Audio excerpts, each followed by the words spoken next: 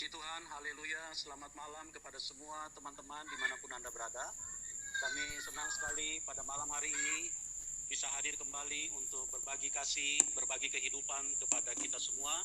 Dan kami terus berdoa supaya semua dimanapun Anda berada mengalami kasih Tuhan, mengalami kemurahan Tuhan, mengalami kebaikan Tuhan, mengalami lawatan Tuhan, bahkan sedapat-dapatnya bisa masuk di dalam rencana dan kehendak Tuhan. Karena Tuhan Yesus adalah Tuhan yang baik, Tuhan yang selalu ingin menyatakan dirinya, ingin mengangkat orang yang tidak berdaya, ingin menolong orang yang membutuhkan, ingin menyembuhkan orang yang sakit, ingin membebaskan orang yang terikat, dan ingin melakukan segala kebaikan yang ditujukan untuk semua manusia, siapapun kita. Tuhan tidak pernah melihat latar belakang, Tuhan tidak pernah memandang golongan, Tuhan tidak pernah melihat suku, Tuhan tidak pernah melihat rupa secara jasmani. Tapi sekali lagi saya ingin katakan bahwa Tuhan Yesus mengasihi kita semua. Dan di dalam program ini saya harus terus berulang-ulang menyampaikan bahwa program ini bukan untuk menunjukkan bahwa ada satu agama yang hebat. Itu sama sekali tidak berkenan kepada Tuhan. Karena bukan itu yang menjadi tujuan Tuhan.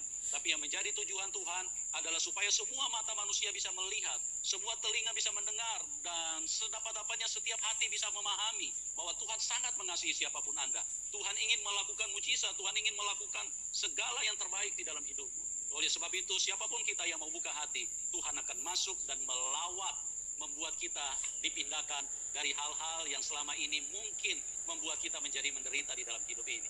Dan puji Tuhan teman-teman, pada malam hari ini kami menghadirkan seorang narasumber yang mempunyai kisah yang sangat dahsyat ya.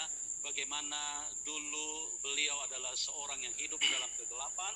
Beliau sangat menentang yang namanya kebenaran, yang namanya Injil daripada Tuhan Yesus Kristus. Bahkan beliau sempat terlibat di dalam aksi-aksi pembakaran gereja.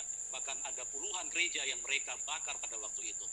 Oke, membakar gereja, bahkan puluhan gereja yang dibakar oleh Bapak ini, si pesaksi ini ya. Dan menurut Pendeta Yusuf Manugulu, itu adalah kisah yang sangat dahsyat katanya. Ya bukan dahsyat, kalau membakar gereja itu bukan dahsyat gitu ya. Sekali lagi teman-teman, biar jelas ya, ini sumbernya dari sini ya, pembakar gereja menjadi pemberita Injil, Edi Sutopo. Ini 19 Agustus 2020 teman-teman. Kita lanjutkan.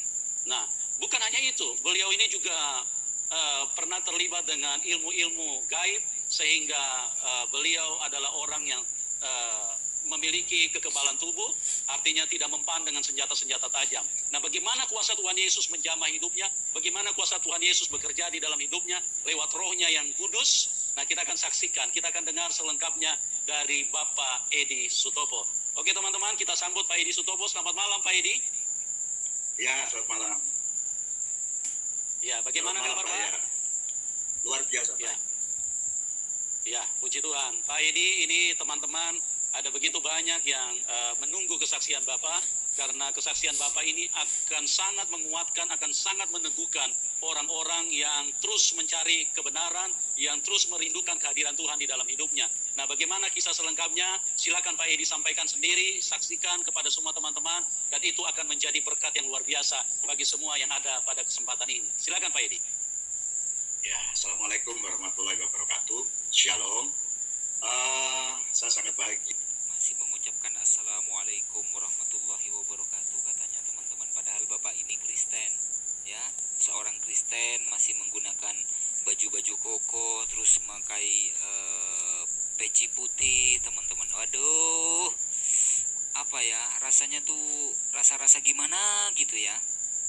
Ya, kalau diberi waktu untuk bisa berbicara, karena banyak orang yang hanya hidup tapi tidak bisa dan mampu berbicara dengan benar. Saya ingin menyaksikan bagaimana Tuhan itu, bagaimana Allah di dalam Tuhan itu. Siapa itu Allah di dalam nama Isa Al-Masih itu? Siapa itu Allah di dalam nama Isa Al-Masih itu? Ini cara-cara lama untuk menawarkan akidah mereka, agama mereka, keyakinan mereka. Mereka akan mengatakan biasanya itu ya Yesus itu ya Isa, Isa itu ya Yesus gitu ya. Mereka selalu membawa-bawa nama Isa Al-Masih. Tapi kalau untuk perdebatan mereka tak akan menggunakan nama itu. Bahkan mereka menentang, ya. Bahkan mereka mengatakan bahwa Isa bukan Yesus, Yesus bukan Isa, gitu teman-teman. Ya, jadi saya berasal dari dulunya bukan berarti orang yang tidak beragama. Saya dulu orang yang beragama, bahkan saya mempunyai pemahaman saya harus membela agama saya. Sedemikian rupa agama itu harus dibela. Dengan pemahaman itu maka saya melakukan apa saja. Bu, ya, puasa itu harus kuat napas sampai maghrib ya? Puasa itu nggak cuma kuat napas. Dan saya sebagai orang yang beragama dan cukup fanatik, sampai akhirnya saya terlibat di dalam keagamaan yang tidak seimbang. Artinya apa yang diajarkan saya melakukan, tetapi saya juga melakukan sesuatu yang sebenarnya menyimpang dari agama itu. Begitu. Jadi mengakui teman-teman ya, melakukan sesuatu yang sesuatu tersebut menyimpang dari agama tersebut. Sudah diakui teman-teman ya. Satu misal seperti saya beragama, tapi saya membakar gereja, yang sebenarnya gereja itu tidak bersalah. Oke, sudah mengakui ya teman-teman ya, beragama tapi membakar gereja, yang mana gereja itu tidak bersalah katanya teman-teman. Sumbernya jelas ya, pembakar gereja menjadi pemberita Injil, Edi Sutopo. Sumbernya dari channelnya Pendeta Yusuf Manubulu, 19 Agustus 2020 ya, video ini ditayangkan teman-teman. Ya, apakah betul orang ini pernah membakar puluhan gereja? Wahai Bapak polisi, wahai Bapak aparat penegak hukum, inilah orangnya, namanya adalah Edi Sutopo, mengaku pernah membakar gereja. Bahkan menurut Pendeta Yusuf Manubulu, orang ini pernah membakar puluhan gereja. Ini orangnya sudah ngaku, semoga bisa ditindaklanjuti. Sekian ya teman-teman ya, terima kasih, mohon maaf apabila ada silap kata. Wassalamualaikum warahmatullahi wabarakatuh.